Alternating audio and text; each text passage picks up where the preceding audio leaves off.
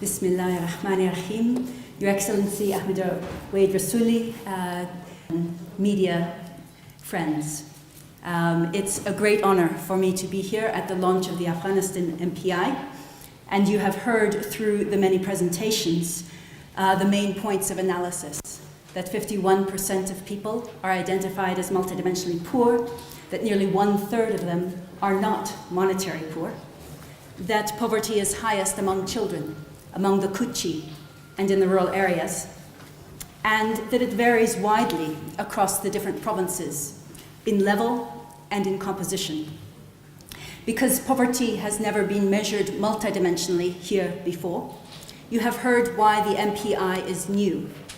It does not only diagnose who is poor, but it also shows how they are poor by visiting the many rooms of their lives and sharing an integrated painting covering the 18 indicators, places where policy action could dismantle disadvantage, empower self-reliance, and solve suffering. So for this effort, from my heart, I must warmly congratulate the National Statistics and Information Authority under the leadership of Mr.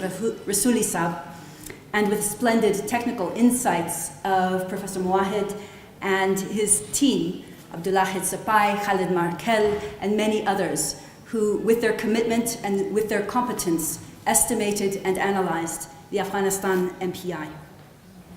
Our heartfelt thanks also go to UNICEF, whose generous and empowering support undergirded this effort, and also to those who supported the development of the ALCS survey, whose data we rely upon. As a trained economist, I can say that the Afghanistan MPI is accurate, robust, and also innovative, with new indicators pertaining to shocks, gendered education, and employment. All measures are at best partial views of reality, but the MPI is the best measure that could have been constructed from this data set, and it passed many technical tests within NSIA, and so it is ready for policy use. But we do not measure poverty only in order to launch a new official statistic, as important as that is, nor that journalists might give headlines describing the level of poverty, as necessary as that also is. The main motivation, as Minister Mastour said, is to link data and policy, so that measurement is a necessary precursor for action. And so I would like to share in a few minutes a story from a different country, from Colombia in South America, which launched its national MPI in 2011. I was present with my co-author, James Foster. When the launch was over, President Santos took us backstage for 1 minute and said one thing: "This matters. I'm going to work on it." Colombia, divided by a long-standing conflict, the most unequal country in the most unequal region of the world, had at that time over 30% of its population MPI poor.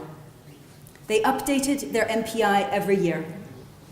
President Santos set up a round table of ministers who could not send deputies, and at each meeting they analyzed which of their 15 indicators, AMPI has 18, were not reducing fast enough.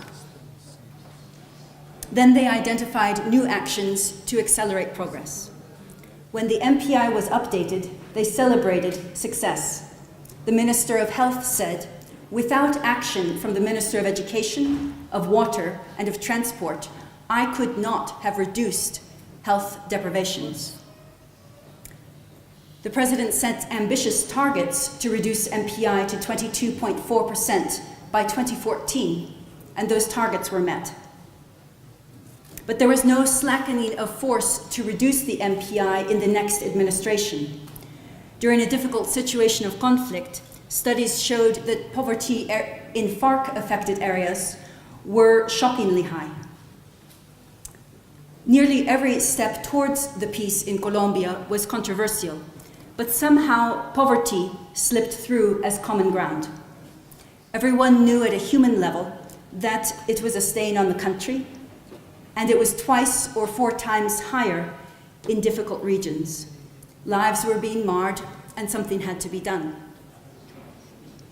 Colombia's peace accord had 3 components: an integrated rural reform, territorial development, focused on 170 municipalities, and a framework for implementation. In the end, all carried their MPI forward. For example, the peace accord identified 170 municipal areas which were the poorest, most affected by conflict, with the least institutional capacity, and with the biggest problems of narco-trafficking and illegal drugs. And when the opposition was elected after the peace, an implementation plan was developed, and the MPI became part of the implementation for rural development and for all of the 170 priority areas as the outcome of political negotiations. Short-term visible action was needed to redress MPI in these areas, to free the children, and to educate and employ the hearts and minds in all areas. And the evidence from the MPI, again, was used in a structural role to guide implementation, budget allocation, and targeting. None of these steps were taken without controversy or creativity.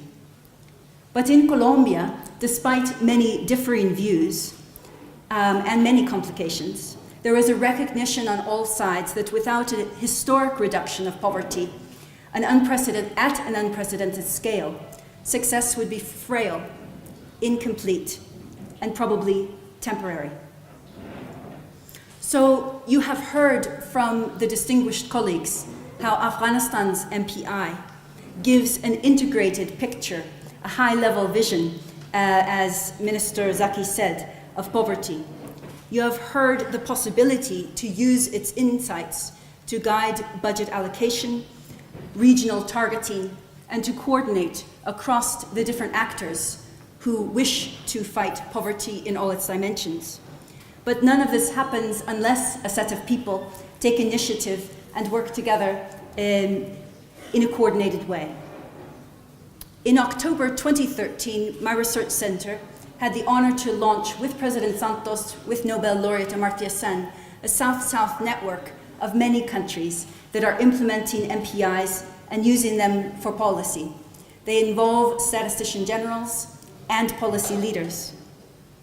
And whether it's Philippines or Nigeria, Chile or Armenia or Costa Rica, many people within those countries are finding that they are working together in new ways to fight the different dimensions of poverty.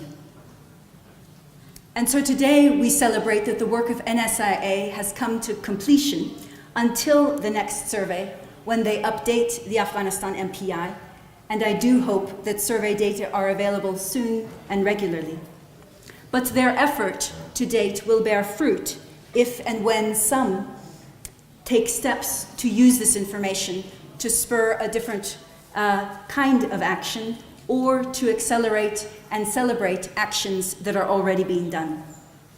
The AMPI represents at its best a shared commitment to redress the deprivations that mar so many lives, and to do so at an unprecedented scale with a sound evidence base, and with a surprising, yet I believe deeply natural, coordination. So the Afghanistan MPI is already pioneering in its structure and in its disaggregation. But it is such an effort today that we hope to launch is not just an AMPI, but also a new effort to reduce it. And we wish you the very best in this. Tashikor.